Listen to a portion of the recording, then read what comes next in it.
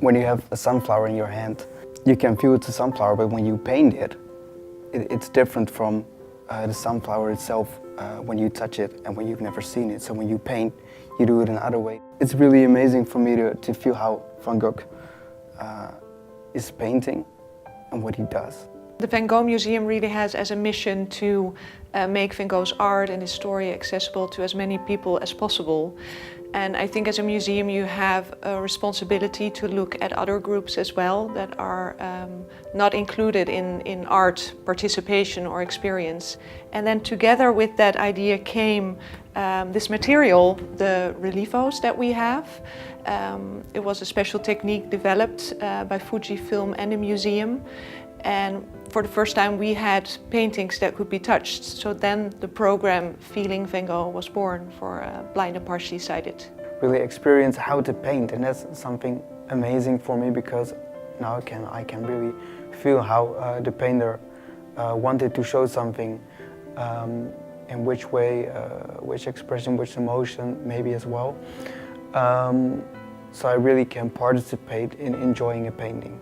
The feedback we got then was that they really appreciated that the program was set up for them and their sighted friends and family, because a museum visit is something social, and a lot of people with visual impairment have to do things like going to a museum separate.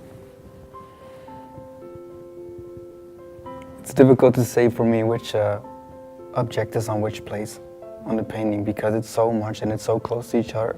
And when you've never seen something in your life, it's really difficult to say what is where. So where can we find this, where can we find that?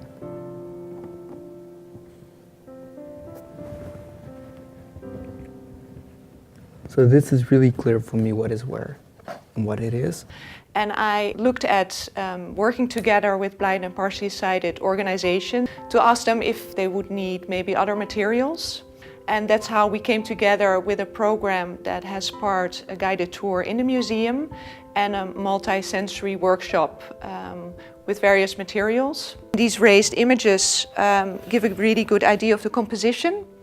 So people get more of an idea what's in the picture. There's a tree to the left, there's another tree to the right, and we have trained our educators and guides to help people during the workshop to understand what they are feeling. And of course, what's so characteristic of Van Gogh is his painting technique and the thick brush strokes. Have people feel the canvas he used. So you are telling the story, and in between the participants can feel it. And even the sighted people really like touching things. I can't say that actually, I think, because I think on paintings that emotion is more expressed with color than with the objects that you paint on it. And it's difficult to say that for me, which emotion it is. Everything is so close to each other. But if I have to say something, I think it's dark because everything is close. There's not much space. We have a great story to tell of Van Gogh's life and his art, and you need it all together. So only touching a painting is not enough.